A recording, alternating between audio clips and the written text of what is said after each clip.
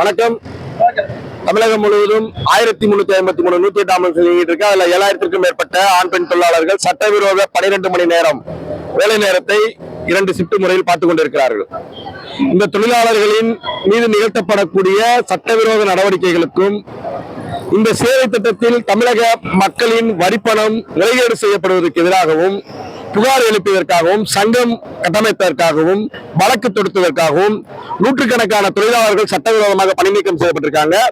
அப்படி சட்டவிரோதமாக பணி நீக்கம் செய்யப்பட்ட தொழிலாளர்களுக்கு மீண்டும் வேலை வழங்க வேண்டும் என்று சென்னை உயர்நீதிமன்றம், தொழிலாளர் நீதிமன்றம், தொழிலாளர் ஆணையர் அலுவலகங்களில் உத்தரவு பிறப்பிக்கப்பட்டிருக்கு. அந்த உத்தரவு கடந்த 5 ஆண்டுகளுக்கு மேலாக நடைமுறைப்படுத்த மறுக்கிறார்கள்.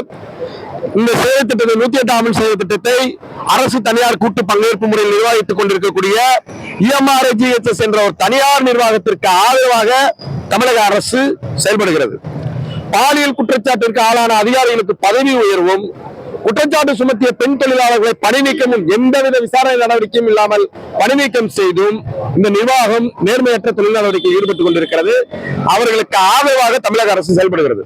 இதை கைவிட்டு இந்த சென்னை உயர்நீதிமன்றம், தொழிலாளர் நீதிமன்றம், தொழிலாளர் ஆணையர் உத்தரவுகளை விரைந்து நடைமுறைப்படுத்தப்பட வேண்டும்.